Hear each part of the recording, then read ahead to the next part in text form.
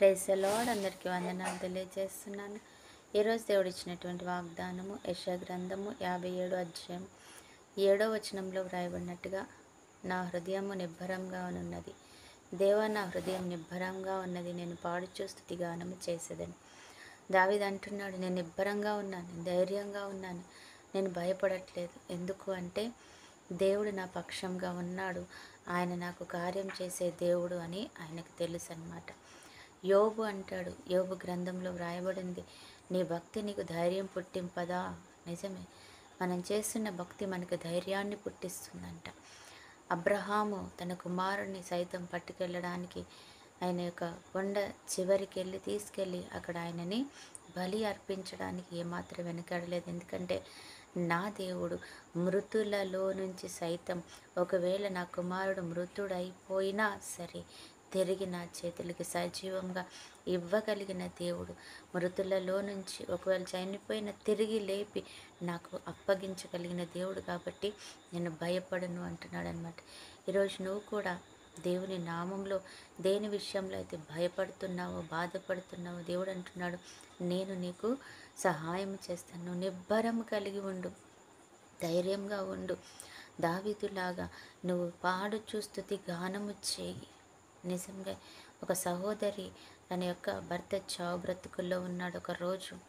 అయితే ఆ సహోదరిని పరిగణించడానికి వెళ్ళినప్పుడు ఆ దైవజనురాలికి ఆ కుమార్తె చెప్పింది ఏంటంటే, అమ్మ నా ధైర్యంగా ఉండు అంటే, మరి ఎలా ఉంటున్నావో ఏమో ఈ యొక్క భర్తని ఇలాగ ఉంచి అనంటే, నేను స్తుతిస్తున్నాను, ప్రతిరోజు స్తుతిస్తున్నాను, ఉదయం మధ్యాహ్నం సాయంత్రం స్తుతి గానము చేస్తున్నానంటే ఆ దైవజనరాలు ఆశ్చర్యపోయిందంట. అవును, నువ్వు ఇంత ఇదిగా పెట్టుకొని స్తుతిస్తున్నావో నిజంగా అంటే, అవును నేను స్తుతిస్తున్నాను, దేవుని స్తుతిస్తున్నాను.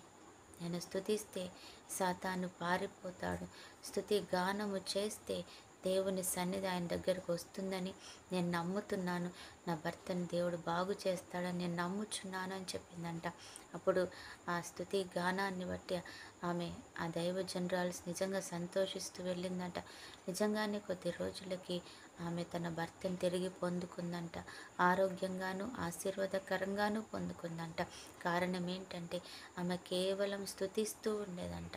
అక్కడ కూర్చొని, దేవా స్తోత్రం, భర్త విషయంలో అనారోగ్యం తీసివేసినందుకు స్తోత్రం, తిరిగి సమాధానం కలిగించినందుకు వందన, నువ్వు మంచి దేవుడవి, ఆశ్చర్యకరుడవి, దేవానికి స్తోత్రం, అద్భుతకరుడా నీకు స్తోత్రం అంటూ ఉండేదంట.